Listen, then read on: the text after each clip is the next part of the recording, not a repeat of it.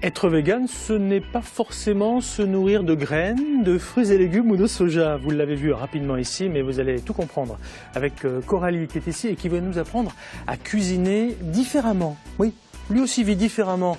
L'ami qui est là, c'est Fabien Robert. Il est aussi un peu vegan. Pourquoi? Comment?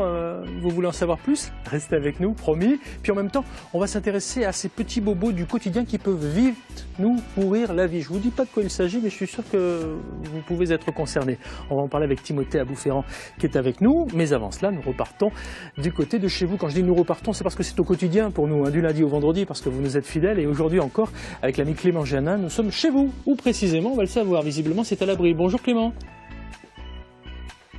Bonjour Pascal, bonjour à tous, on se trouve à Vesoul et on va vous raconter l'histoire de Marc. Marc, il avait 13-14 ans quand il s'est acheté sa première petite boîte de figurines, c'était le Seigneur des Anneaux. 20 ans plus tard, vous voyez le résultat. C'est la bataille de Waterloo sur plateau géant, on a 1600 fantassins, 600 cavaliers, 30 pièces d'artillerie, il a fallu 3 mois de peinture pour faire tout ça. On va donc, vous l'aurez compris, parler de la passion pour ces petits personnages de plomb. C'est tout un programme et on se donne rendez-vous dans quelques minutes. Super, vous restez bien avec nous, le seigneur de ces quelques petites figurines est avec nous. Comme vous avez fait le bon choix, c'est France 3, ensemble, c'est mieux. Bonjour.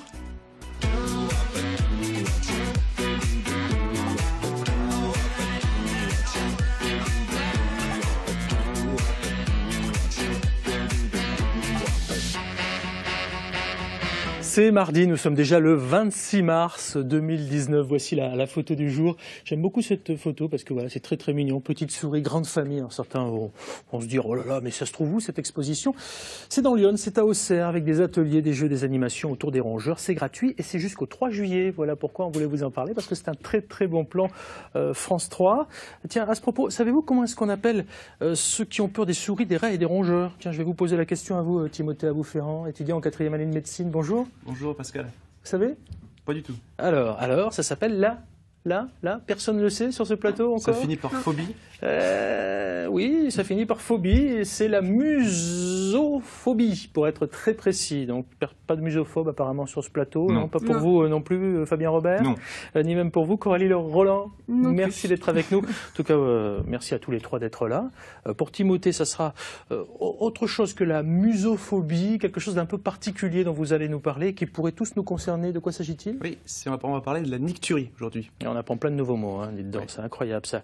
La nicturie, hein, il y en a plein qui vont jeter sur Internet en se disant mais qu'est-ce que c'est que ça? Qu'est-ce que c'est que ça? La nicturie, c'est l'envie d'aller uriner la nuit en fait. On se réveille la nuit, on en parlera tout à l'heure. Ok. On va essayer de se contrôler. Vous n'êtes pas urologue, mais on va quand même essayer d'en savoir un tout petit peu plus. On va en savoir beaucoup plus aussi sur votre association, à vous Fabien Robert, et puis votre mode de vie, parce que vous êtes le président d'une association qui s'appelle Combative, c'est ça? Combative, c'est ça. Ouais, ça veut dire quoi?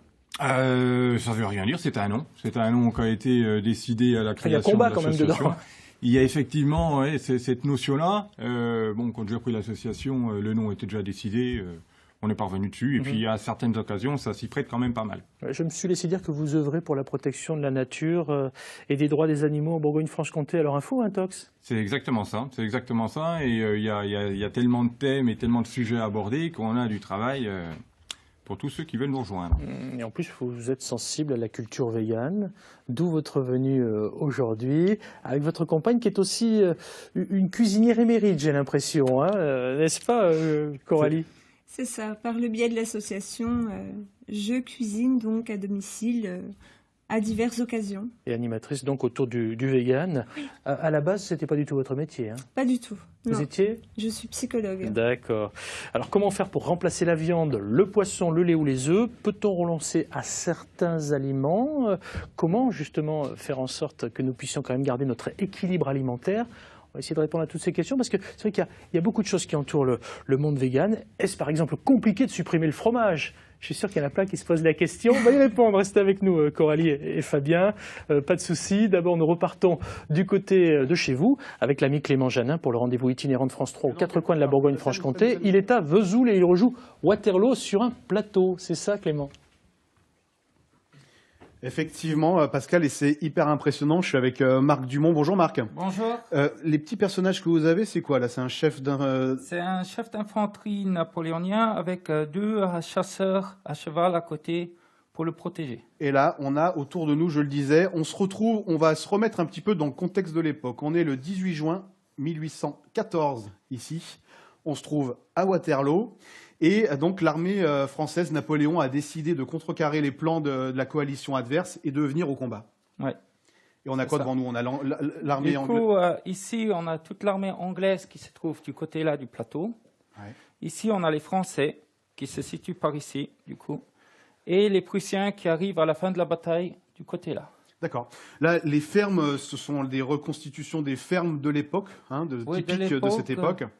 Le plus proche que possible par rapport aux dessins qu'on a pu trouver en caricature et trucs qui auraient, pour avoir une idée, vu qu'elles sont presque plus entières. Alors, ce qui est intéressant, Marc, c'est qu'ici, on est chez vous et d'habitude, c'est votre salon ici. Hein. Oui. Vous l'avez aménagé pour qu'on puisse montrer ce plateau. On peut parler du format, de la taille, du coup. On est sur quel plateau? On est sur 3,60 m sur 1,80 m de profondeur. Et je le disais, près de 1800 figurines entièrement peintes à la main. Je le disais en introduction, ça a commencé par une petite boîte et puis qu'est-ce qui vous a plu là-dedans? C'est l'intérêt déjà du jeu, vu que c'est un jeu à la base. Et après, c'est surtout la peinture et le principe de la maquette, du montage de figurines. Oui. Tout ça. Et après, c'est la thématique de l'histoire. Moi, j'adore l'histoire au niveau de la période Napoléon. Oui, parce que là, regardez, je me tourne juste pour prendre ça. Ça, on va l'expliquer tout à l'heure. Mais en fait, il ne faut pas croire que ce jeu de figurines, c'est uniquement pour le plaisir, effectivement, de peindre. Mais après, on rejoue, effectivement, les batailles avec des livres de combat. Oui, avec des livres où on a des stats dedans, des mécanismes de jeu qu'on va vous montrer après. Ouais. Et tout à l'heure, on va même voir aussi comment est-ce qu'on peint. Du coup, quel regard ont les gens sur votre travail, vos proches? Ils vous ont vu un peu découvrir. J'ai l'impression que souvent, cette passion, elle est vite dévorante, forcément. Comment vous l'expliquez que ça prenne autant, cette passion-là? Je ne sais pas comment expliquer réellement le truc. Mes proches, ils connaissent le truc, ils apprécient beaucoup. Après, on a une équipe d'amis autour de nous qui participent à ces trucs-là qui ont aidé à créer ce projet-là, car on était quand même 5 pour fabriquer la table. Ouais. En 3 mois, c'est quand même court pour la Combien d'heures de travail au total, vous me disiez? On a estimé à peu près 1000 heures de travail. 1000 heures et aussi un investissement financier, forcément, parce que tout ça, ça s'achète. Et on va en parler tout à l'heure. Vous avez comme objectif, en novembre, de proposer un plateau encore plus grand. Combien? Du coup, 7 mètres de long sur 2,40 m de profondeur. Carrément, quasiment 2 fois plus grand, quoi. Presque 2 fois plus grand. Bon, ce qu'on fait, Pascal, on se retrouve dans quelques minutes. On passera à l'atelier à côté pour voir comment est-ce que Marc s'y prend pour peindre. C'est vraiment un travail de minutie, c'est vraiment du grand art. Incroyable, hein. Il a 20 000 figurines comme ça, hein. C'est pas le code postal, c'est le nombre de ces figurines qu'on ira retrouver à Vesoul pour refaire Waterloo ensemble. Mais d'abord, voici le premier sujet du jour. Avec Fabien Robert et Coralie Laurent qui sont avec nous ce matin pour essayer de vous en dire un petit peu plus sur ce mot qui fait beaucoup réfléchir et dont on entend beaucoup parler. Qu'est-ce que vous répondez à celles et ceux qui vous disent « Oh oui, vegan, ça me dit quelque chose », Fabien Robert? Je leur dis tant mieux. Ça mieux. Ok. Si je prends mon exemple personnel, il y a encore, on va dire, une petite dizaine d'années en arrière, c'est un mot que je ne connaissais pas du tout. Hein, c'est pas une culture en France qui est très récente, qui est très ancienne, pardon. Alors que dans des pays comme aux États-Unis, en Angleterre, il y a plusieurs générations déjà qui connaissent ce mode de vie-là. Donc ça, pour nous, ça a été une découverte. Et quelqu'un qui me dirait aujourd'hui, qui me demanderait des explications de ce mot vegan, c'est très intéressant parce que ça permet d'aborder un sujet qui est très très vaste, quoi. Alors justement, vegan, ça veut dire quoi? Vous vous posez la question, ça tombe bien, on a la réponse en couleur, regardez. Quel est le point commun entre la chanteuse Jeanne Masse, le journaliste Émeric Caron et l'ex-vice-président américain Al Gore? A priori rien du tout, et pourtant, ils sont tous véganes. On vous voit venir, mais non, être vegan ce n'est pas consommer des graines à longueur de journée. Un vegan refuse simplement de consommer tous les produits issus de l'exploitation animale.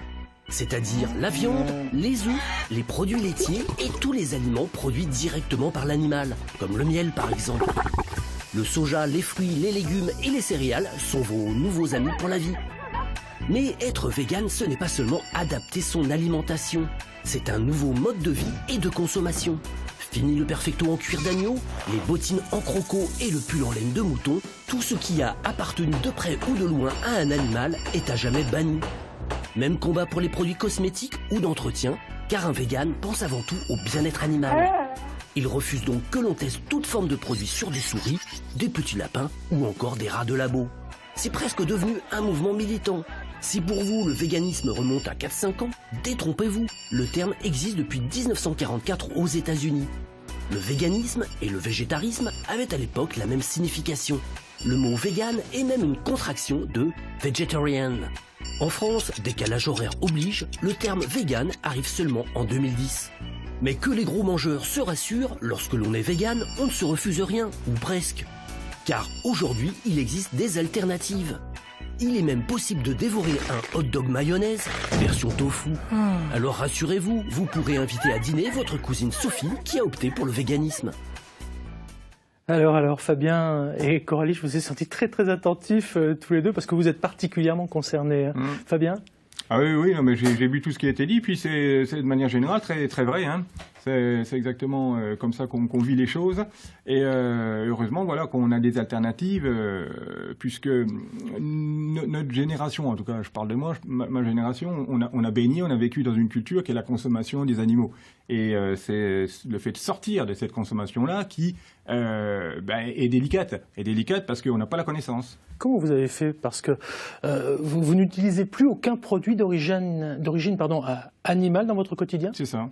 C'est ça, à la maison, voilà. Après, on n'est pas du tout...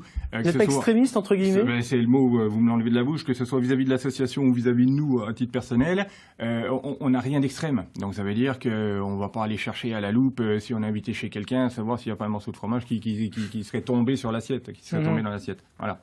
Oui, et c'est aussi ce qui fait que le discours est très intéressant et puis est très libre vis-à-vis de tout le monde. On n'est pas là pour dire ce que nous on fait c'est bien, ce que vous faites c'est mal. Non, on apporte notre vécu. Et puis après les gens n'adhèrent pas, nous posent des questions et c'est comme ça que ça se passe toujours. Quoi. Oui. Et ceux qui nous invitent à manger, nos proches ou bien des amis, font déjà un effort considérable souvent pour nous faire un plat. Et s'ils ont préparé un gâteau avec un œuf à l'intérieur, on va quand même le manger. On va pas non plus... être bloqué, voilà. Perdre tous ses amis. Enfin, c'est plus des amis dans ces cas-là. Ça permet de faire le tri. Mais on ne se permet pas parce que c'est des personnes qui font déjà beaucoup d'efforts pour nous. Et voilà, c'est une bonne chose. Pour être un peu plus sérieux, pourquoi ce changement, tous les deux, Coralie et vous, Fabien? Si vous voulez, c'est venu, je vous parlais de 8 ans, quand ma fille avait 8 ans, qui nous dit on aime bien les animaux, pourquoi les mange? Et là, ça a été un déclencheur en réalité, parce qu'on s'est effectivement posé la question qui est bête, qui est basique, mais qu'on s'était jamais réellement posé, quoi. Depuis que je suis tout petit, moi j'ai toujours aimé les animaux, j'ai toujours eu des animaux chez mes parents, on a toujours caressé les chiens, on leur a apporté une très très grande affection. Par contre, à côté de ça, j'ai toujours mangé tout ce qu'il y a dans un animal. Il n'y a que les yeux que j'ai pas mangé dans un animal. Les oreilles, les queues, tout. Et en plus, j'aimais ça. Et donc du coup, on s'est poser cette question, pourquoi on les mange, et à partir de là, on a découvert le mot vegan, on a découvert des gens qui ne mangeaient pas d'animaux, et puis ça a été vraiment une découverte, mais la transformation de notre méthode de consommation à la maison a été longue, ça a duré plus d'une année, parce que c'est pas du jour au lendemain, où vous mangez votre purée avec votre saucisse, vous enlevez la saucisse, vous mangez que la purée, ça ne fonctionne pas, en tout cas pas à long terme. Il faut vraiment découvrir des choses, se documenter, mais ça, à la fois c'est intéressant parce que ça permet de découvrir des choses et puis de se dire tiens, le fait de consommer tel ou tel produit, ça apporte aussi vis-à-vis de la santé, parce que après ça a été une globalité. Il y a le côté des animaux qui nous a permis, ça a été le déclencheur, mais après est venu l'impact sur la planète, puisque la production de produits carnés, notamment la viande, c'est ce qui pollue un peu le plus sur la planète, et la cerise sur le gâteau, c'est au niveau santé. Et vous parliez de fromage tout à l'heure. Alors, pour faire vite, c'est l'aliment le plus difficile. Même pour quelqu'un qui mange, même pour un carniste, le fait de manger de la viande, c'est faisable. Le fait d'enlever le fromage, c'est beaucoup plus compliqué, surtout, je pense, dans nos cultures françaises. On va en reparler, parce que c'est vrai que dans le petit reportage qu'on a diffusé, là, on parlait beaucoup de tofu. Alors, à tort ou à raison, on va en parler avec vous, Coralie, puisque vous êtes venue avec quelques plats véganes, donc on va pouvoir en réaliser quelques-uns, pourquoi pas, et puis savoir si oui ou non on peut vraiment remplacer la viande, le poisson, le lait ou les œufs, parce que ça semble très très compliqué. Qu'est-ce que vous dites à celles et ceux qui sont avec nous, qui disent finalement leur philosophie elle n'est pas si mal que ça, mais ça me semble extrêmement compliqué? Alors, il n'y a rien de compliqué. Les deux ingrédients, donc poisson et viande, si on reste là-dessus, c'est pas ça qui va nous faire vivre ou survivre. Il y a tellement d'autres aliments, des aliments qui sont riches en protéines. Lesquels, par exemple? Le soja, certes. Le tempeh, donc c'est du soja fermenté. Mais il y a également la spiruline, on a le pois chiche, la noix, le fenugrec, des graines comme les graines de courge ou les graines de chia, l'épeautre, quinoa, le sarrasin, il y en a énormément, et le gluten. Donc nous, on fait quelque chose qui ressemble à de la viande visuellement et au niveau texture. Oui, on va le découvrir, on voit d'ailleurs voilà. quelques images là, de choses qui sont donc, très appétissantes. Donc c'est pas compliqué en tout cas d'avoir ce régime-là. Et il faut savoir quand même accorder céréales, légumes et légumineuses pour voilà, que notre corps assimile correctement les apports nutritionnels des différents aliments. Vous savez quoi, Coralie, votre défi, ça va être d'ici la fin de cette émission de nous faire une entrée et un dessert, notamment avec des choses très simples. C'est possible? Oui. C'est jouable? Très bien, super. J'ai bien compris que c'était pas facile de vous inviter quand on est obligé de préparer à manger, mais malgré tout, vous n'êtes pas extrémiste. Il n'empêche que vous êtes au sein d'une association, vous combattez pour le véganisme. Alors, vous n'en êtes plus à montrer des animaux découpés, vous faites ça un petit peu différemment. Moi, j'ai eu l'occasion de vous croiser dans d'autres aventures. On vous a vu dans d'autres reportages sur France 3. Vous le faites un petit peu de manière humoristique. Comment sensibilisez-vous celles et ceux qui sont avec nous à ce véganisme? Eh ben, vous l'avez dit, avant on allait chercher les gens pour leur apporter notre information, alors que maintenant on fait en sorte qu'eux viennent à nous pour demander l'information, et c'est diamétralement différent, c'est une vraie pédagogie, c'est-à-dire que sous forme, comme vous l'avez dit, de pièces de théâtre humoristiques, de stands de dégustation, de stands de recettes cuisinées, on va créer un intérêt, et après donc les gens vont venir nous demander des précisions sur l'alimentation végétale. On a deux grands thèmes, si vous voulez. On a l'alimentation végétale, donc le véganisme, et la fourrure, puisque en région, on a des élevages de visons. On va faire un petit tour sur le net, on tape combative, on retrouve tout sur l'association. Vous restez avec nous, on va parler recettes ensemble. Mais d'abord, vous qui souhaitez intervenir dans cette émission, c'est très simple, il y a deux possibilités, elles vont s'afficher. La première, c'est notre ligne verte avec un numéro gratuit. Regardez ce numéro, c'est le 0805 383 383. Et puis l'autre, c'est le Facebook, les matins de France 3, Bourgogne-Franche-Comté. Allez donc y faire un tout petit tour. On va faire un petit tour, nous, chez nous, bien sûr, en Bourgogne-Franche-Comté, pour aller retrouver en Haute-Saône, à Vesoul, Clément qui rejoue Waterloo sur un plateau avec son nouvel ami. Et visiblement, vous avez l'air de vous plaire, hein, Clément? Oui, bah écoutez Pascal, on est un peu occupé là, je vous entendais parler, mais nous on est assez concentrés. Je suis en train de peindre un fantassin de la garde de ligne. Marc, je comprends que c'est hyper... Enfin, pour vous c'est peut-être hyper relaxant, mais enfin c'est hyper difficile quand même. Hein. C'est vraiment du travail de minutie. Qu'est-ce qui vous plaît là-dedans, vous? C'est vu que ça détend, que ça déstresse un peu. Et c'est le plaisir de les voir finis peints quand on a enfin fini un régiment entier. Ouais, effectivement, je peux comprendre que c'est... Ah, mais effectivement, là, je viens de mettre une couche de bleu et déjà, ça commence à ressortir. C'est vraiment un travail de minutie. Vous avez ça, vous avez une lampe spéciale qui vous aide, parce que c'est une lampe qui permet à la fois d'être dans la précision, parce qu'il y a une grosse loupe. Loupe au centre. Et de la lumière beaucoup, vu qu'il faut beaucoup de lumière, et de la lumière blanche pour voir bien les figurines.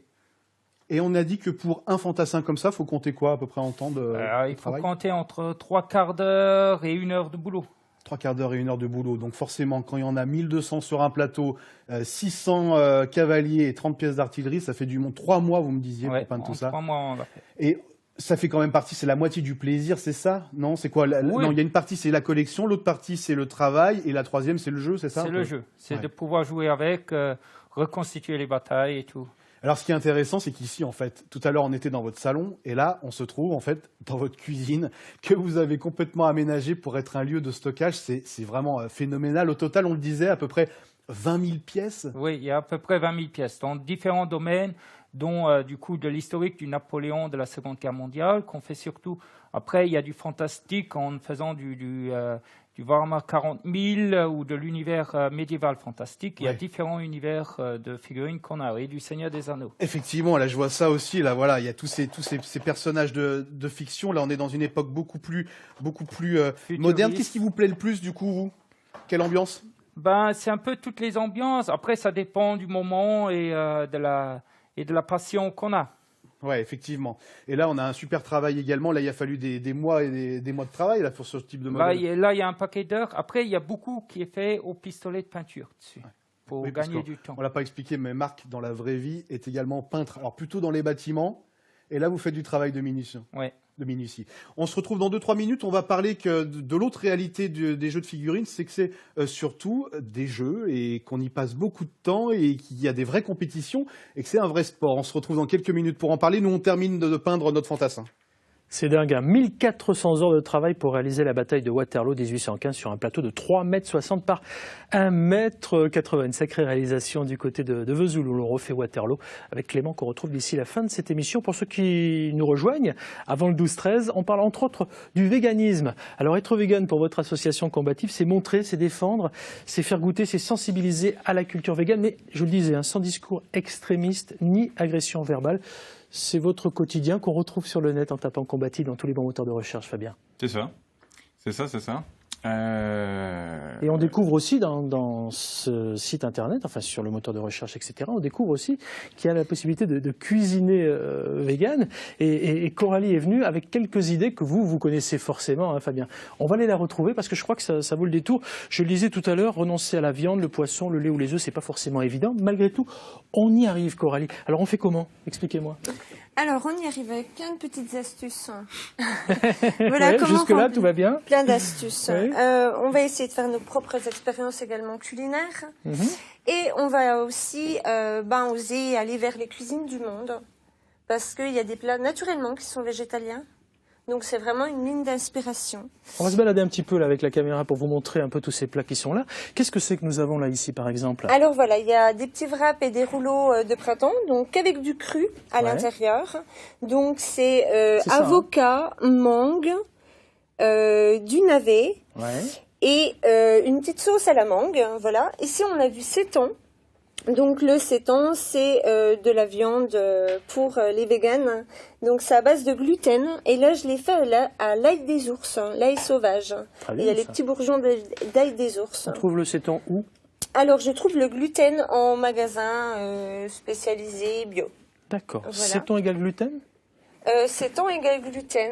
Gluten égale séton avec un petit peu d'épices, de la levure de bière et de la sauce soja. On fait du séton. Voilà. Et on peut en faire ce qu'on veut. Là, j'ai fait un petit émincé, mais on peut faire un rôti, on peut faire une escalope, un steak. Alors tout à l'heure, je vous ai lancé un défi, c'est de faire une entrée et un dessert. Alors l'entrée, on l'a, c'est ça?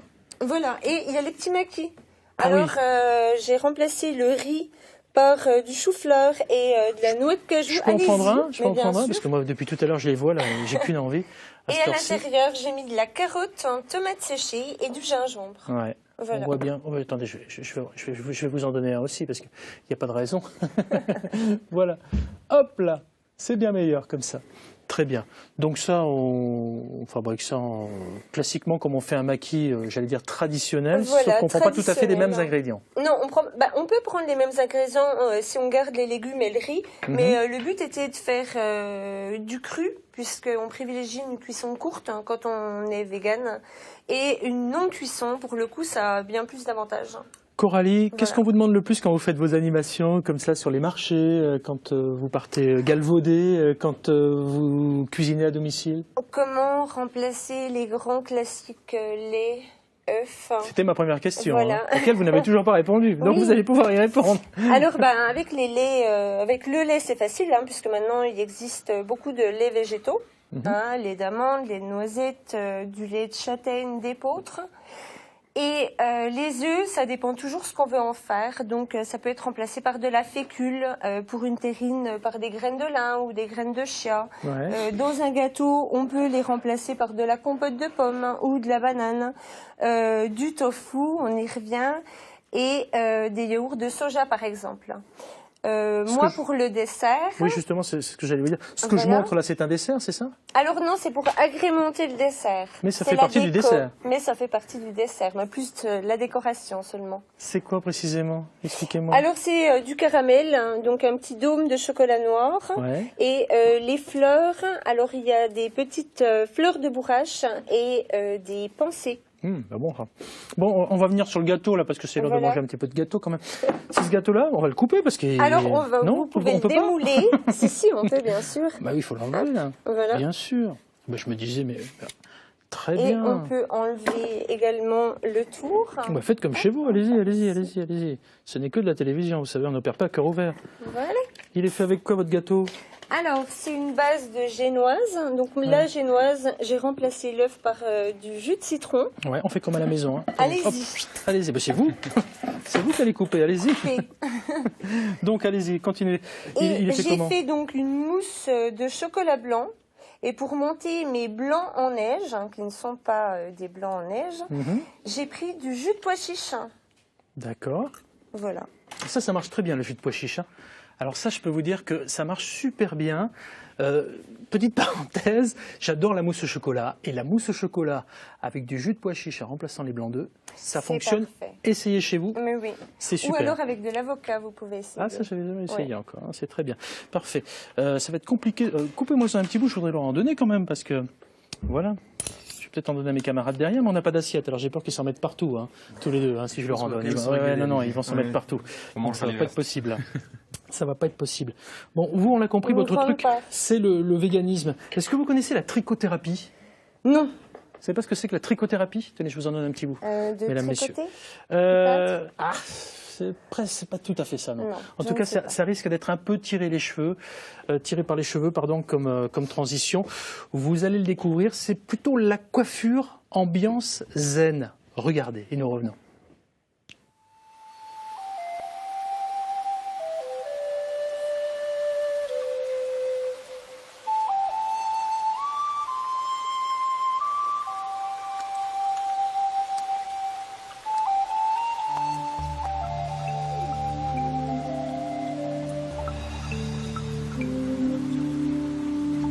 Cette coiffeuse pratique les coupes énergétiques, des coupes qui se font au tento, un sabre japonais.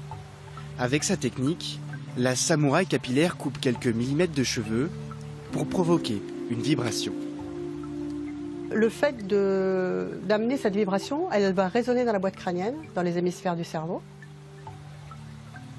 On touche l'émotionnel, ça peut tirer les larmes, les rires, des gens qui s'endorment. On vient toucher les tensions. On peut avoir tout un tas de sensations au niveau du corps, chaud, froid, frisson. On parle ici de trichothérapie, la thérapie du cheveu. Inspirée de la médecine chinoise, Nathalie vient stimuler les méridiens crâniens.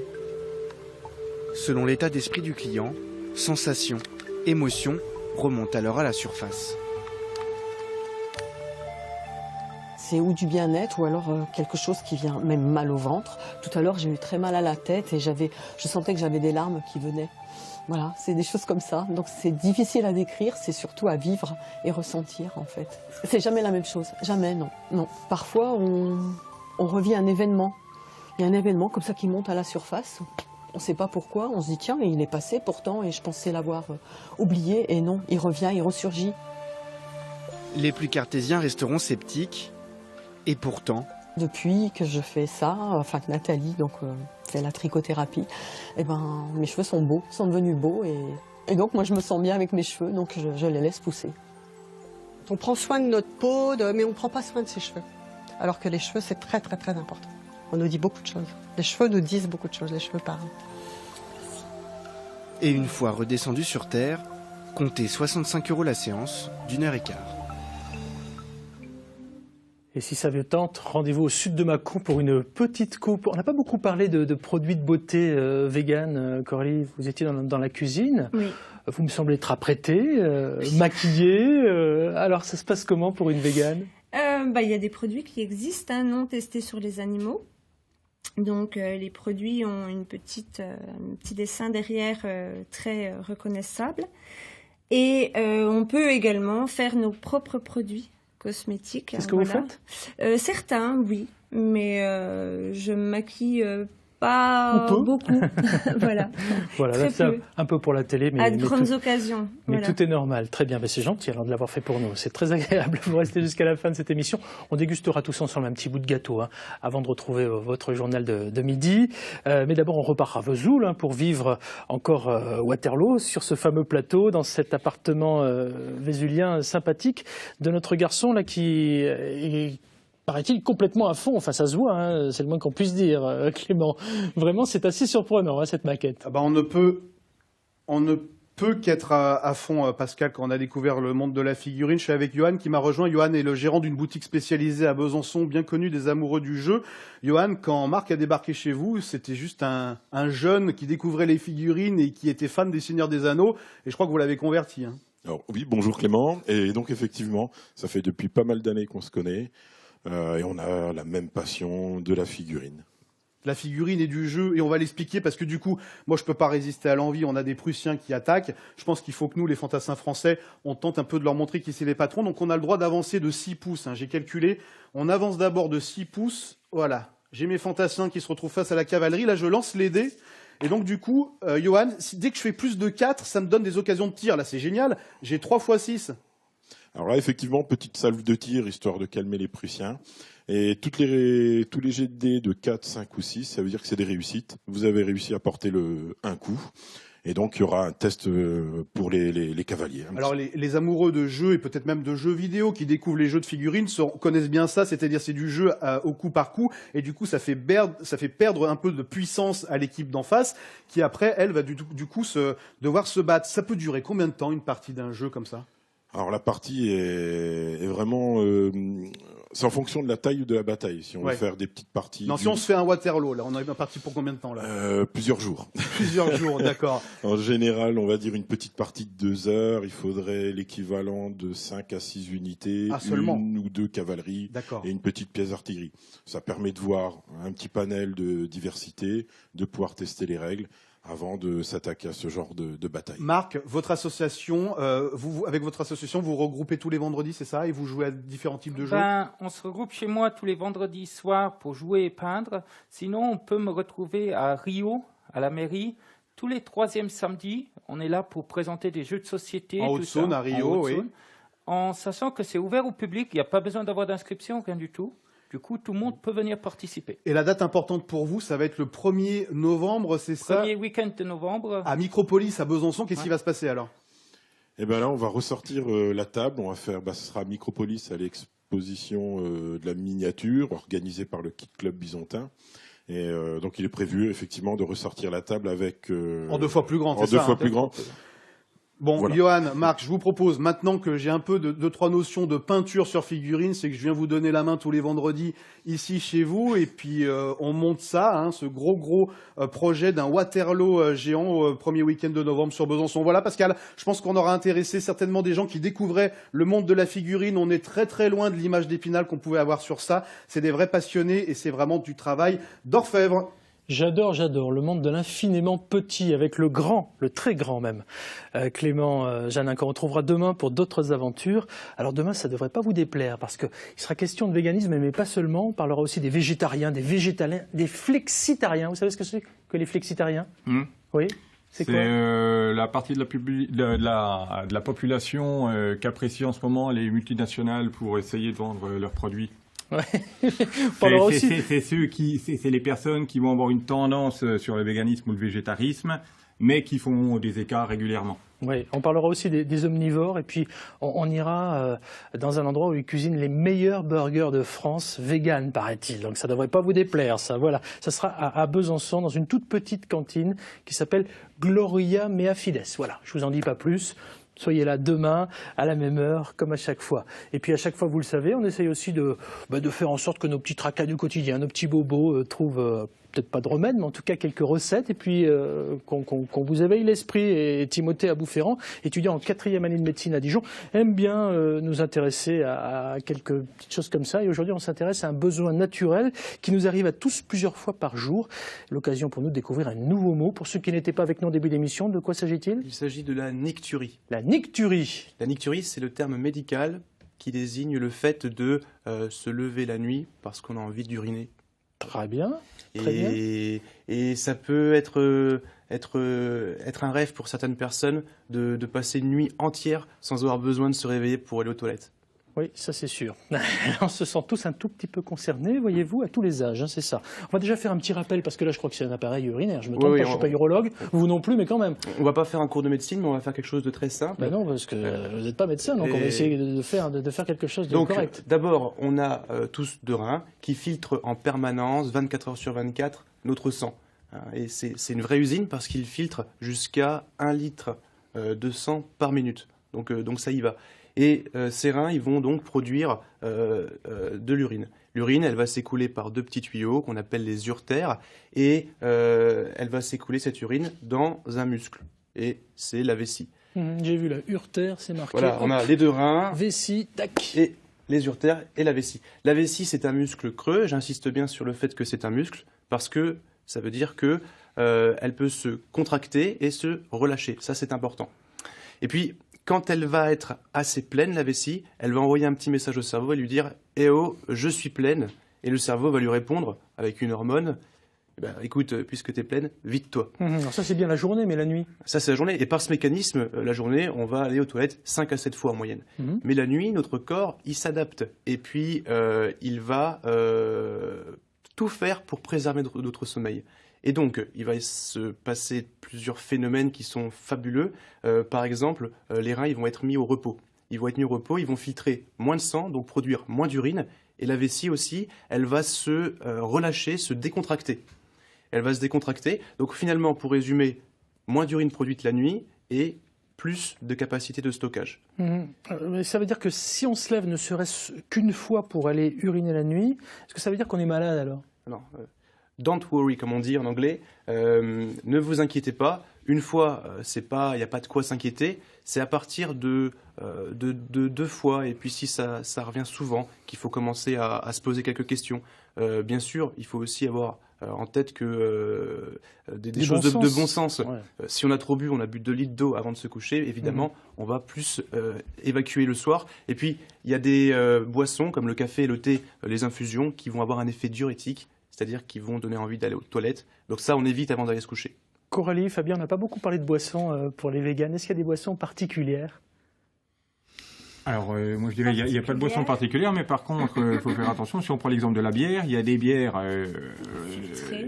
des bières qui ne seraient pas, enfin qui ne sont pas véganes. Les bières industrielles, la Kronenbourg, toutes ces choses-là, sont des bières qui ne sont pas véganes dans le sens où elles utilisent des farines animales, en l'occurrence des farines de poisson, pour les collages.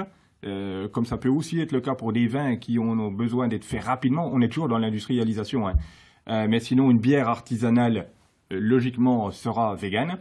Et donc du coup, on n'a pas de limite, ni en bière, ni en vin, ni en eau, ni en kéfir. Une boisson très intéressante aussi, le kéfir. Mais ça existait avant les véganes. Oui, voilà. Le kéfir, on n'a rien inventé. C'est quoi le kéfir, pour ceux qui ne connaissent pas? C'est un champignon. Donc, et qui au mélange de l'eau, du citron, des figues, va donner une boisson gazeuse qu'il va falloir laisser à l'extérieur, au soleil, pour que ça fermente. Comme une limonade. Et ça fait une limonade maison. D'accord. Voilà. Allez, je reviens sur la nicturie.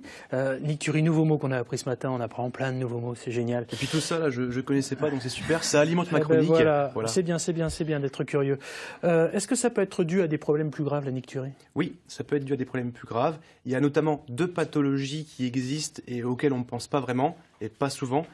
Premièrement, c'est l'apnée du sommeil. L'apnée du sommeil, c'est une des premières causes de réveil la nuit. Et tous les apnéiques du sommeil qui nous regardent ce matin vont se reconnaître, parce qu'à partir du moment où ils ont le traitement, c'est-à-dire une ventilation la nuit, et bien du jour au lendemain, avec ce nouveau traitement, ils ne se réveillent plus pour aller aux toilettes. Donc c'est radical, et on voit bien le lien entre l'apnée du sommeil et les problèmes de nicturie. Un autre problème, une autre grosse pathologie qui peut donner ce symptôme, c'est l'insuffisance cardiaque. Et il y a d'autres problèmes qui sont plus fréquents, notamment pour les hommes, les problèmes de prostate, sinon pour les femmes, même pour les hommes, les cystites, les infections urinaires, et voilà. Diabète, l'incontinence, etc. Le diabète, oui. Ça, ça peut être dû au diabète, effectivement. On doit s'inquiéter à partir de combien, finalement, de lever la nuit pour aller faire son pipi? Je vais pas faire de généralité, parce que, évidemment, si vous êtes enceinte, c'est normal de se lever la nuit plusieurs fois. Bon. Mais à partir de 2 fois par nuit, si on commence à se lever plus de 2 fois par nuit, ça commence à être vraiment handicapant et c'est mieux de consulter. Et le gros risque, c'est pour les personnes âgées, surtout, je pense, parce que la nuit, on a un peu la tête dans le gaz, on n'a pas les idées claires, et on va se lever et on va chuter. Allez, pour résumer, quelques petits conseils de bon sens pour faire une bonne nuit de sommeil sans aller forcément toute la nuit aux toilettes. Oui, alors, on évite, évidemment, c'est logique, de trop boire avant d'aller se coucher. Et puis, ce que l'on boit, on fait attention. On évite les boissons à effet diurétique. Donc, je vous ai dit, le café, l'alcool, le thé, la tisane. Comme toujours en médecine, on adopte une bonne hygiène de vie. Une bonne hygiène de vie, c'est un équilibre alimentaire et un rythme de vie régulier, avec des heures qui sont régulières. On diminue notre apport en sel. Ça, c'est super important parce que on s'est rendu compte que manger trop de sel, ça pouvait provoquer ce genre de pathologie. Et un dernier petit conseil, on ne mange pas trop tard pour le repas du dîner, parce que sinon on va se coucher en même temps que se passe la digestion. Et voilà. Malgré tout, si ces techniques ne fonctionnent pas, moi je vous conseille de consulter, parce que c'est des petits problèmes qui peuvent paraître anodins, et il suffit d'en parler à son médecin, et il saura identifier la cause pour répondre au mieux à ce problème. On vous propose une petite thérapie aussi, d'une grande sagesse. Vous urinez avant de dormir, ou vous allez consulter le spécialiste, en l'occurrence l'urologue. Merci Timothée Abou-Ferrand. Merci. Dites-moi, vous deux, vous avez une fille, si j'ai bien compris, vous me le disiez tout à l'heure. Elle a quel âge ? Alors, elle va avoir 17 ans et c'est ma belle-fille. D'accord, bon, c'est une grande déjà. Elle est passionnée par quoi? La danse. La danse. Bon, alors c'est pas les dinosaures, parce que moi je vais vous présenter quelqu'un, bon il est un peu plus jeune. Hein. Autrement, moi, vous savez, on aime bien former des couples aussi de temps en temps. Là, lui, il a 8 ans, c'est un peu tôt quand même. Hein. Il s'appelle Antoine, il adore les dinosaures. Jusque-là, tout est normal, sauf que lui vient de publier son premier ouvrage, sorti en septembre dernier. Il a tellement bien marché qu'il a fallu le rééditer. C'est un vrai succès que vous allez découvrir. Regardez. Celui-là est un carnotaure, un spinosaure, un allosaure, un ankylosaure, un brachiosaure.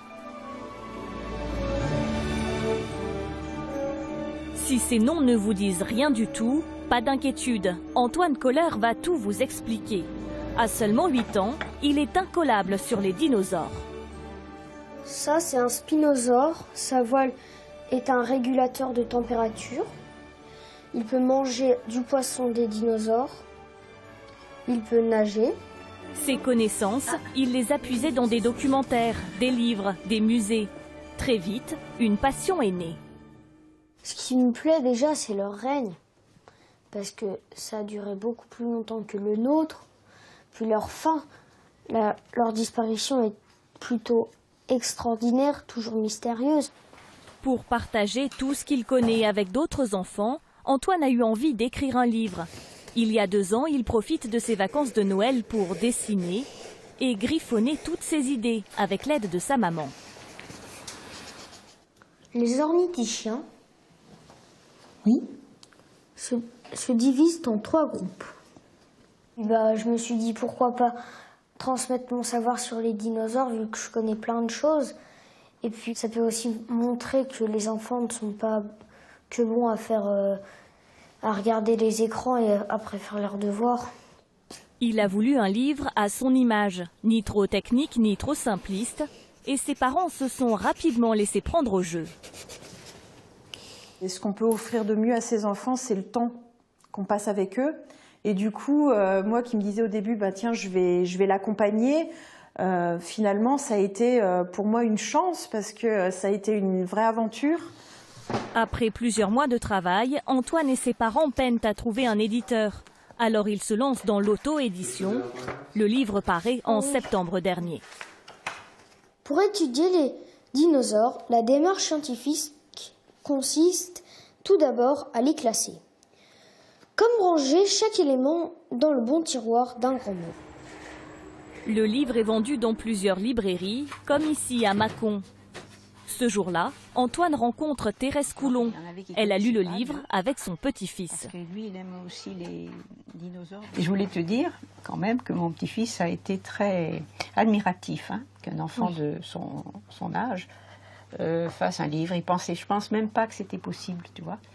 La première édition à 500 exemplaires a vite été écoulée. Il a fallu le rééditer. Le monde de Lucrèce, il y a quelque chose d'à la fois ludique, pédagogique, enfin, il y a tout un mélange dans ce projet-là qui fait que nous, on peut qu'adhérer en tant que libraire, puisque c'est quand même presque le fond de notre métier aussi, l'accès aux livres pour le plus grand nombre, quoi.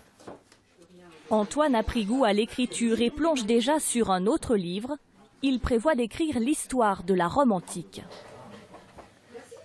Antoine, 8 ans, du talent à revendre. Mais souvent, ceux qui ont du talent passent par chez nous. Demain, par exemple, nous aurons, entre guillemets, une super mamie qui sera avec nous. Elle a 82 printemps. Elle est numéro 1 à l'ATP de tennis.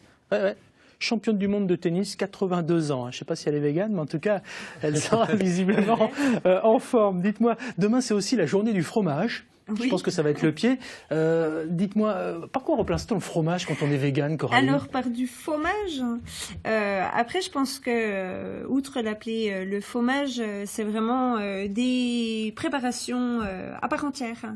Donc voilà, mais on peut remplacer par différents ingrédients et produire quelque chose qui ressemble à du fromage. Ah, ça ressemble à du fromage, mais c'est pas du fromage. Voilà, c'est ça. Alors c'est quoi si c'est pas du fromage? Alors ça peut être à base de tofu fermenté, le tempeh. On utilise aussi beaucoup la noix de cajou, la levure de bière. Voilà, des ingrédients comme ça pour faire notre fromage. Il y en a plus d'un. Moi le premier dans le poil se hérisse, voyez-vous, parce que on aime un peu le fromage. Oui, on est quand même en Bourgogne-Franche-Comté. Bon, en tout cas, je sais pas si ça a le goût du fromage, mais ça a l'air de vous ravir. Bien sûr, ça me ravit. Bon, c'est bien, ça a quand même un peu de goût, franchement. Si, ça a du goût, vraiment. Après, ça remplace pas nos fromages, comme vous êtes en train de le dire, c'est sûr.